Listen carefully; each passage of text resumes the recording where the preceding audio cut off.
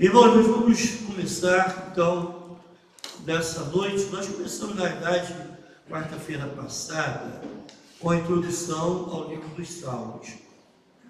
Essa noite, então, nós vamos ver o Salmo 1. Abra sua Bíblia, então, o Salmo 1. Vamos ler os 6 versículos que tem esse Salmo 1. E depois, então, nós vamos tecer alguns comentários sobre o Salmo 1. Só para lembrar aos irmãos, nunca se diz Salmo capítulo 1, né? É Salmo 1. Se você pensar que isso é um hino, né? Então é o hino 1, né? Então é Salmo 1, certo?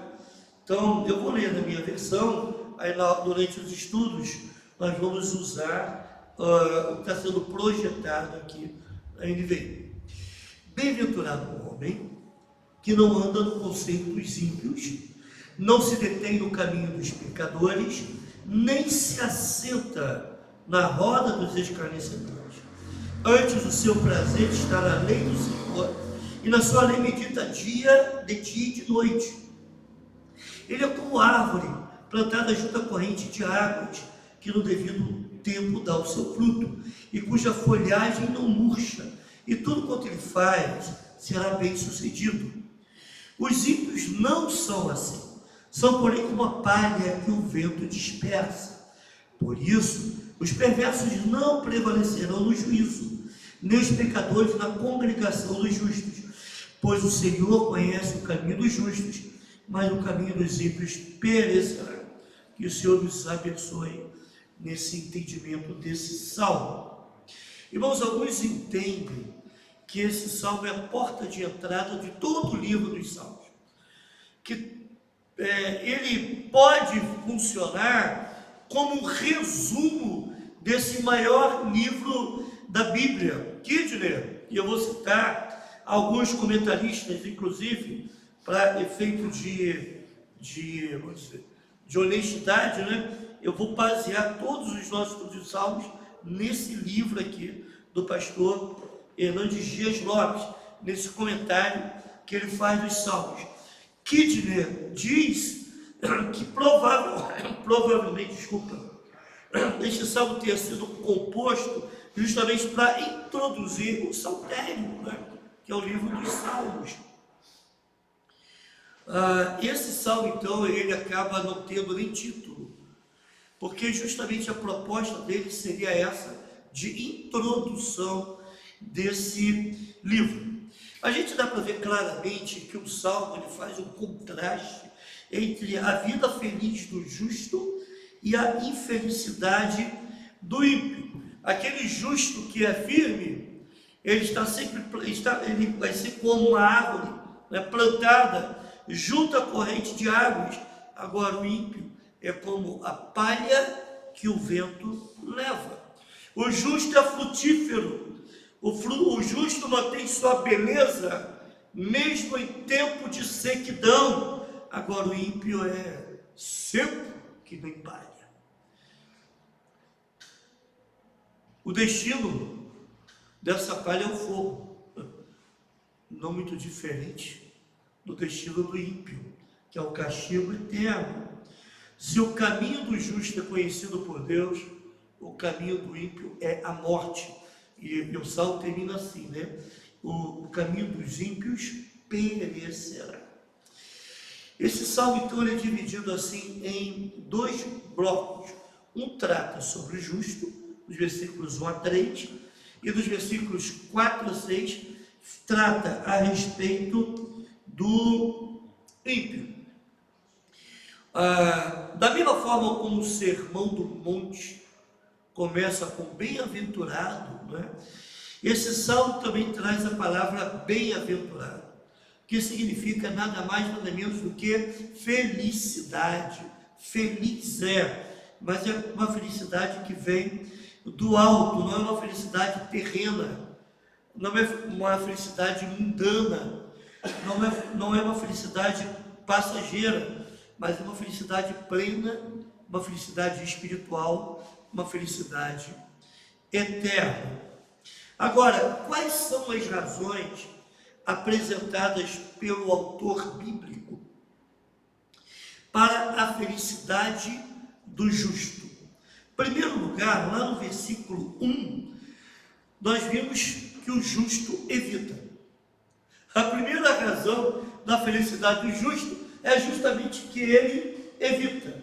Como é feliz aquele que não segue ou evita o conselho dos ímpios, não imita a conduta dos pecadores, nem se assenta na roda dos zombadores ou dos escarnecedores. Então, o salmista nos indica que para ser feliz, para ter a felicidade do justo, você precisa evitar. Não é? Interessante que esse versículo nos traz 3 tipos de pecadores, não é? Ímpios, pecadores e zombadores. Mas também está 3 tipos de lugares de pecado disponíveis.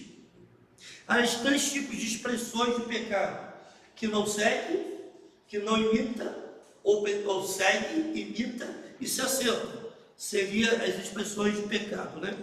Segue o conselho dos ímpios, imita a conduta dos pecadores e se assenta na roda dos escarnecedores, né? E 3 também lugares de pecado, que é o conselho dos ímpios, a roda dos escarnecedores, né? Aquele que não segue o conselho dos ímpios, a roda dos escarnecedores e o caminho dos pecadores, na versão mais antiga, né? Não imita a conduta dos pecadores, o caminho dos pecadores. Seria então 3 lugares de pecado: conselho dos ímpios, caminho dos pecadores e roda dos escarnecedores. De acordo com outro comentarista chamado Hartman, os justos não olham para o ímpio como fonte de sabedoria. Gente, é impressionante como que o ímpio tem servido de modelo, como se a palavra desses ímpios fossem a plena verdade. O justo não segue o conselho dos ímpios. Ele também não anda no caminho dos pecadores. Ele não transita, ele não repete, não replica a conduta dos pecadores, não é? E não anda na companhia de escarnecedores. Interessante que tudo nesse versículo está em ação. Irmãos, quando a gente pensa no conselho dos ímpios, fazendo uma pequena digressão aqui, irmãos, quantos conselhos que nós somos bombardeados, né? Diariamente, quantos conselhos ímpios que nós recebemos diariamente, uma verdadeira lavagem cerebral pelos canais, pela internet, pelas mídias sociais, seja ela qual for, é uma verdadeira lavagem cerebral bombardeando a mente, né? Dizendo o seguinte: olha só, a verdadeira satisfação é encontrada nos prazeres da carne. É isso que esse conselho dos ímpios nos indica. A verdadeira satisfação você só encontra satisfazendo a sua carne. E é uma verdadeira lavagem cerebral. Mas voltando àquela ideia anterior, nós encontramos aí uma progressão nesses versículos. Nós temos, por exemplo, bem-aventurado aquele que não anda, aquele, aqui no caso da NVI, não segue, não imita, nem se assenta. Numa versão mais antiga diz: não anda, não se detém, nem se assenta. Que eu acho mais interessante. O camarada está andando, daqui a pouco ele se detém, daqui a pouco ele senta. certo? É aquela ideia do fugir, né? A melhor forma de você não cair em pecado é fugir do pecado, né? Você não pode nem andar perto, passa de largo, né? Passa longe. Então existe uma progressão aí. Também existe uma escravidão crescente, né? A pessoa tem o conselho, tem o caminho e tem a roda. Primeiro o conselho, em seguida o caminho. Você está andando no caminho do ímpio. Daqui a pouco você está sentado junto com o ímpio. Pior ainda, junto com escarnecedores, que é muito pior. Junto com escarnecedores. São os zombadores de Deus. Eu vou falar um pouco sobre esses 3 tipos de homens aí. E nós vemos também 3 tipos de ruína em progresso. Ou 3 tipos de homens em ruína, aqui melhor dizendo. São ímpios, pecadores e escarnecedores. Irmãos, nós precisamos tomar muito cuidado, né? Porque o mundo está cheio de ímpios, está cheio de pecadores e está tomado de escarnecedores, né? E não faz muito tempo atrás, algumas pessoas estavam usando os papéis de uma Bíblia para fazer uma coisa que eu não me atrevo a repetir aqui. Pois é. Horrível. Uma atitude horrível, de extremo esclarecimento e zombaria com as coisas de Deus. A palavra de Deus nos diz para nós não nos conformarmos com esse mundo. Romanos capítulo 12, versículo 2. A palavra de Deus nos diz para nós não sermos amigos do mundo. Tiago capítulo 4, versículo 4. A palavra de Deus nos diz para nós não amarmos no mundo, nem no que no mundo há, nem isso. 1 João capítulo 2, versículo 15. Para não sermos condenados com o mundo, de acordo com 1 Coríntios capítulo 11, versículo 32. Então precisamos tomar cuidado com esse mundo. Não podemos nos conformar, não podemos ser amigo, não podemos amar o mundo, porque senão nós seremos condenados com esse mundo. Mas eu estava dizendo que a Bíblia então está nos ensinando que para o justo ser feliz, ele precisa evitar.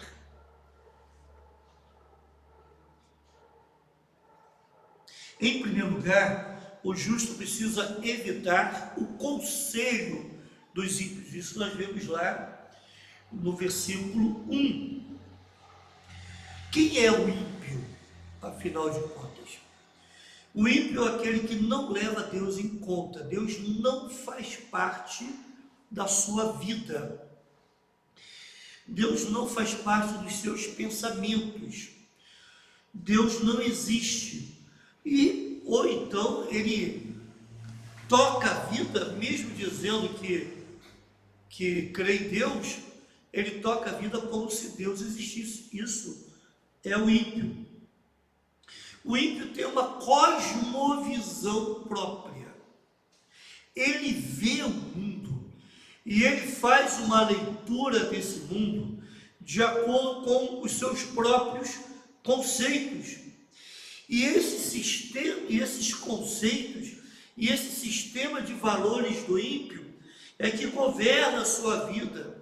Esses conceitos, essa cosmovisão que ele tem do mundo, da vida, é que governa as suas decisões, suas palavras, tudo aquilo que ele faz, seus negócios, tudo em que ele está metido.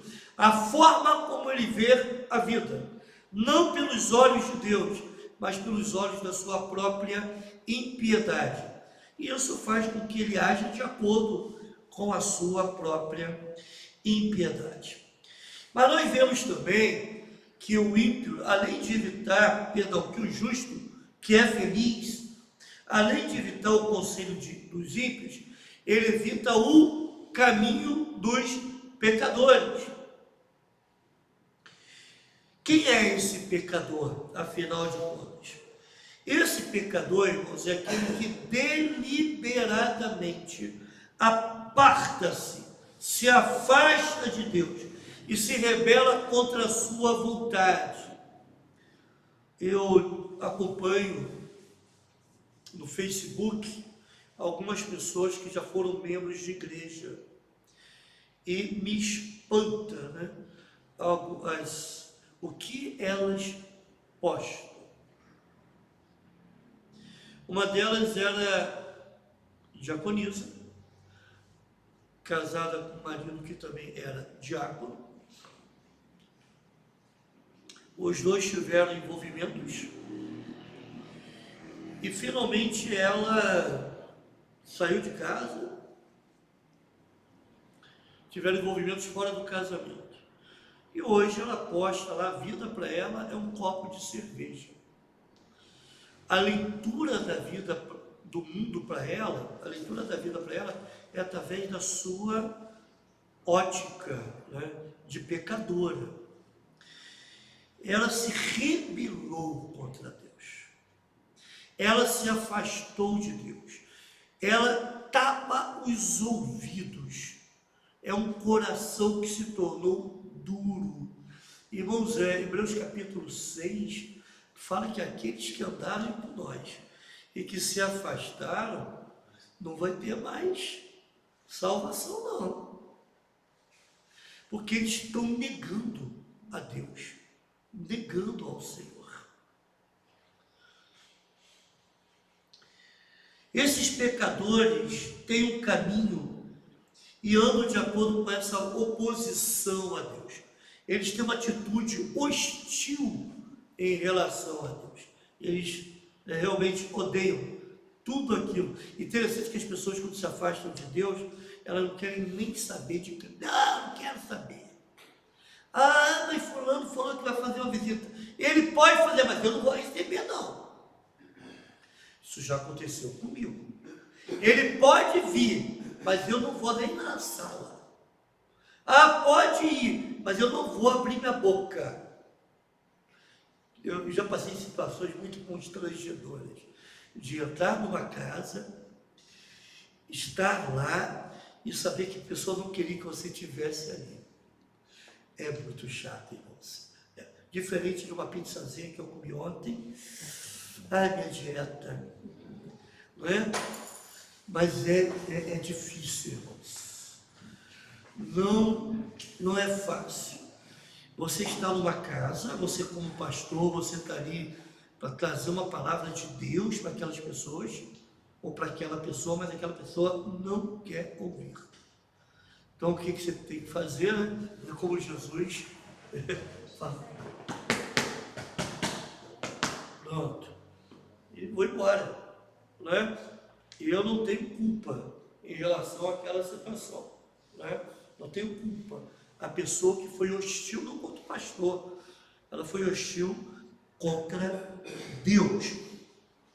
E o texto também nos fala que o justo é feliz por evitar a roda dos escarnecedores. Esse é o pior grau de afastamento, de negação de Deus, se eu posso dizer assim. Pior grau de maldade, de decadência espiritual. Ela é aquela pessoa que desconsidera Deus a tal ponto de zombar de Deus, de escarnecer de Deus. É isso que ele faz. Então o justo é feliz por evitar o conselho dos ímpios, o caminho dos pecadores, e não se assenta na roda dos escarnecedores. Irmão, quando a gente começa a sentar na roda de escarnecedor, daqui a pouco nós estamos escarnecendo junto com eles. Vamos estar achando graça dos escarnecimentos deles. Isso é terrível. Então, em primeiro lugar, o justo é feliz porque ele evita. Em segundo lugar, o justo é feliz porque ele faz por aquilo que ele faz. Olha o versículo 2, por gentileza. Ao contrário, sua satisfação, o seu prazer está na lei do Senhor, e nessa lei medita noite e dia. A vida cristã tem um aspecto negativo e positivo. Ela tem aquilo que nós devemos evitar, conforme eu falei ainda há pouco, mas também tem aquilo que nós devemos fazer, que é meditar, ler, buscar a palavra do Senhor dia e noite. Alguns comentaristas, essa palavra, essa lei do Senhor, e em hebraico é Torá, de fato, que seria o Pentateuco, mas a ideia aqui no Salmo, e muitos comentaristas entendem dessa forma, que ela deve ser entendida mais ou além do que meramente a lei de Moisés, ou seja, é toda a palavra de Deus. A lei do Senhor aqui, e essa lei do Senhor vai ser repetida também em outros salmos, inclusive Salmo 19, Salmo 119, certo? Ela tem o significado mais amplo do que aquele conjunto de leis de Moisés. Toda a palavra de Deus, apenas o justo, ele é feliz porque ele tem prazer na lei do Senhor e na sua lei, medita dia e noite. Irmãos, o deleite do crente, a alegria do crente é meditar, é conhecer, é estudar, é memorizar a palavra de Deus, mas especialmente fazer a vontade do Senhor. Ali está a lei de Deus. É na lei de Deus que o crente encontra a instrução. É na lei de Deus que o crente encontra a direção. É na lei de Deus que o crente encontra a proteção e também encontra o seu prazer. É nessa lei. Irmãos, existe uma guerra a ser travada. E essa guerra se trava na mente. Lembra que eu falei do conselho dos ímpios? Nessa verdadeira lavagem cerebral. O que nós devemos fazer então? Em vez de encher os nossos ouvidos com o conselho dos ímpios, encher a nossa mente com a palavra do Senhor. É uma questão de substituição. Meramente de substituição. E é uma guerra a ser travada. A nossa mente é algo que precisa ser defendido. Precisamos criar fortalezas para a mente. Um autor chamado Arival Dias Casimiro diz que a ideia de meditar na lei do Senhor é como se estivesse ruminando e mastigando. De vez em quando ela volta, né? Ela vem, aí você mastiga, você rumina, você aproveita essa palavra de Deus. Então o justo é feliz por aquilo que ele evita, o justo é feliz por aquilo que ele faz, que é meditar na lei do Senhor, mas também o justo é feliz por aquilo que ele é. Olha comigo o versículo 3. É como a árvore plantada à beira de águas correntes, dá fruto no tempo certo, e suas folhas não murcham. Tudo que ele faz prosperará, ou prospera. Ele é uma árvore, não uma árvore nativa, né? Lá naquelas matas lá que ninguém pôs o pé. Mas é uma árvore plantada, é uma árvore cultivada, é uma árvore cuidada. O justo é esse tipo de árvore. Deus que cuida, Deus que plantou. O rio da graça, essa árvore está plantada à beira de águas correntes. O rio da graça é uma fonte de provisão que jamais seca. Irmãos, nós não nos nutrimos. Nós somos nutridos através do próprio Deus e esse rio que nos mantém saudáveis. É o rio da graça. Estamos plantados em Cristo, estamos enxertados em Cristo, conforme diz João capítulo 15. E de Cristo procede toda a saúde e também todo o poder. Então o justo não é inconstante na sua frutificação. No tempo certo, ele dá o seu fruto. No tempo certo. Qual é o fruto do justo? Paciência na aflição. Precisa de paciência na aflição. No tempo certo, o fruto. Gratidão na prosperidade. E zelo na oportunidade. Entende? Esse é o fruto do justo. Paciência na aflição é no tempo certo, no tempo da aflição. E no tempo da prosperidade, gratidão. Gratidão na prosperidade. E no tempo da oportunidade, zelo para fazer aquilo que precisa ser feito para agradar ao Senhor. Interessante que você olhar o texto, dá fruto no tempo certo e suas folhagens não murcham. Interessante que o fruto vem antes da folhagem. Sabe por quê? Isso me lembra aquela parábola da figueira. Lembra quando... Aliás, parábola não, perdão. Aconteceu de fato, não foi uma parábola não. Quando Jesus foi até uma figueira para pegar fruto, chegou lá, cadê o fruto? Não tem fruto. Aí Jesus falou, então essa figueira vai secar, né? E no dia seguinte ela estava seca. Por quê? Tudo indicava que ela tinha fruto, mas era só aparência. Era só aparência. Irmãos, como que tem um monte de crente vivendo de aparência? Aparenta ser fiel, aparenta ser crente, aparenta amar a Deus, aparenta tanta coisa, mas na realidade não é. É só aparência. O justo é governado pelo céu, por isso tudo que ele faz prosperará. Ele é orientado por Deus e conduzido por Deus nas suas coisas. Tem 5 características dos justos aqui nesse versículo, que são comparados com a árvore. Primeiro, sua permanência está firmemente plantada. A árvore está firmemente plantada, então ela permanece, o justo permanecerá. Sua posição está plantada junto a correntes de água, a água da graça, que nutre, abastece o justo. Sua produtividade, no tempo certo, dá o seu fruto, conforme eu falei. Paciência na aflição, gratidão na prosperidade e zelo na oportunidade. Sua perpetuidade, sua folhagem não murcha.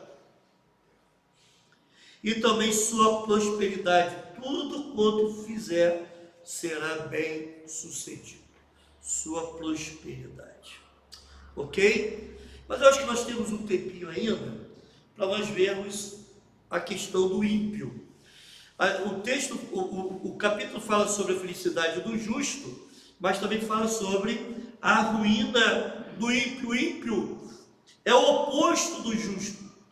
Assim como o justo é uma árvore plantada, o ímpio, por outro lado, é uma palha seca.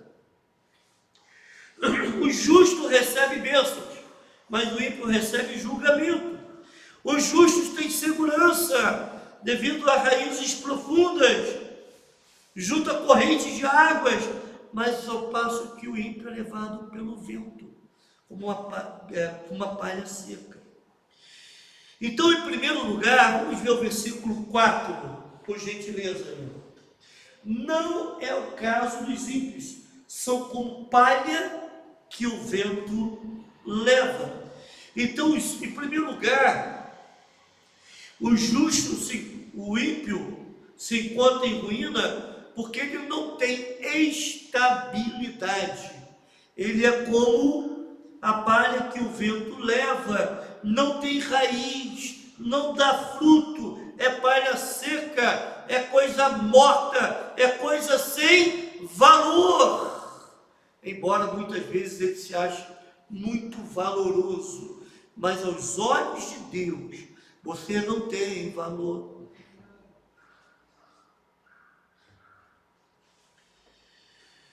A palha não tem estabilidade alguma. Tanto os homens de palha, como as suas obras de palha, serão levados pelo vento. Não tem estabilidade alguma. Interessante é que uma sacada muito legal é que a palha sempre está próxima dos grãos. Por isso que às vezes o pessoal faz o ato de, acho que é joeirar, não é? Pega, bota na peneira, joga assim, aí o vento passa para separar a palha dos grãos. Irmãos, no final, nós seremos separados por Deus. No dia do julgamento, quando o Senhor Jesus Cristo voltar agora como um justo juiz, ele vai separar o trigo do joio. Ele vai separar os bodes das ovelhas. E ele vai separar os grãos da palha. E nenhum incrédulo poderá reunir-se com os justos, não é isso? No final do versículo 5, por isso os perversos não prevalecerão no juízo, nem os pecadores da congregação dos justos, ou da comunidade dos justos. Aqui está falando dos céus, irmãos. Aqui está falando do céu. Embora eu entenda que muitas vezes as pessoas não conseguem suportar, por exemplo,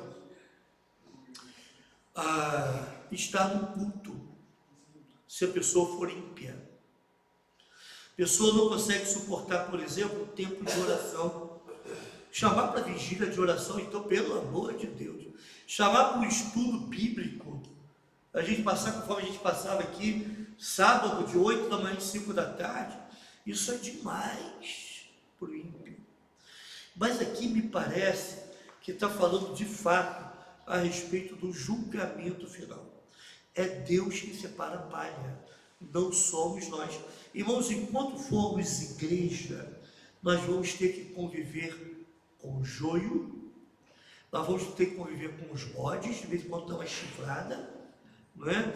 E nós vamos ter que conviver com a palha, enquanto formos igreja. Nenhum incrédulo poderá se reunir na congregação dos justos. E a figura de Jesus nessa perfeição seria demais? Ou assim, porque eu particularmente não consigo ser tão perfeito assim dessa árvore, dessa escolha, desse estudo. Ora Deus, bendita na lei do Senhor, tenha prazer na lei do Senhor dia e noite e conte com o rio da graça. Jesus aqui seria demais?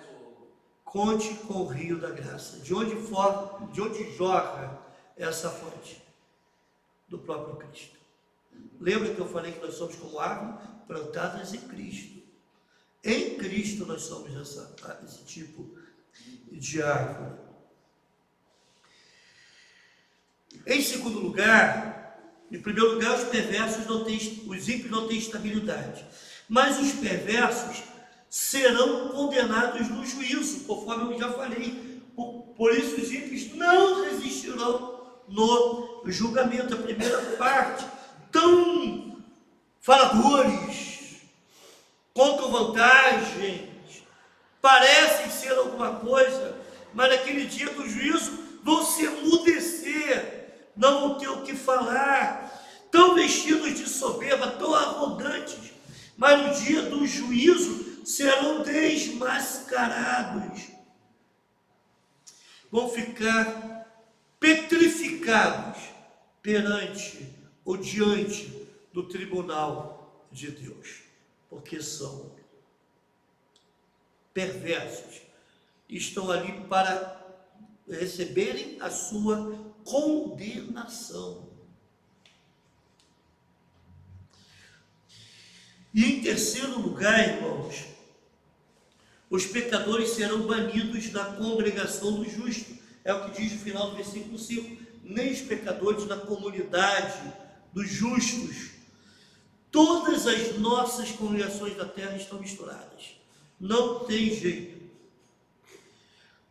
Conforme eu falei, mas naquele dia do juízo, essas máscaras vão cair. E aqueles lobos transvestidos de ovelhas, que são esses pecadores, eles não vão entrar na congregação dos justos. Irmãos, temos dois homens, o justo e o ímpio. Temos dois caminhos e temos dois destinos. Olha o versículo 6. Pois o Senhor aprova o caminho dos justos, mas o caminho dos ímpios leva à destruição. Dois homens, dois caminhos, dois destinos. O Senhor conhece o caminho do justo. Irmãos, esse conhecer de Deus aqui é o conhecer da aprovação. Ele observa o caminho dos justos e ele aprova o caminho dos justos. Esse conhecer também vem da sua onisciência, mas é uma onisciência temperada com o seu infinito amor. É uma onisciência, por ele conhecer o caminho dos justos, ele provê sustento para o justo, livramento, aceitação e, por fim, a glória eterna. É isso que o justo tem a esperar. Mas o caminho dos ímpios, embora largo, embora repleto, cheio de pessoas, uma multidão imensa, sedenta de prazeres mundanos, esse caminho vai levar para o inferno. Purtzer, que é um comentarista também, ele resume esse contraste entre o justo e o ímpio. Aliás, ele diz que o Salmo resume esse contraste entre o justo e o ímpio com a primeira palavra do Salmo e a última palavra do Salmo. Eu vou ler aqui na minha versão. A primeira palavra na minha versão é bem-aventurado. E a última palavra na minha versão é perecerá. Na NVI, a primeira palavra está lá no capítulo 1, versículo 1. Aliás, o versículo 1. Isso. Primeira palavra, feliz. Como é feliz? E a última palavra, no versículo 6, é destruição. Isso é o destino, né? Na realidade, toda a humanidade só tem dois grupos. O grupo dos bem-aventurados e o grupo dos que irão perecer. Amém, irmãos? Vamos orar? Senhor, muito obrigado pela Tua palavra, pelo que já pudemos aprender aqui no Salmo 1, que Tu nos continues abençoando nessa caminhada, na próxima quarta-feira, quando vamos estudar um pouco o Salmo 2. Que a Tua bênção esteja sobre cada um de nós. Em nome de Jesus. Amém.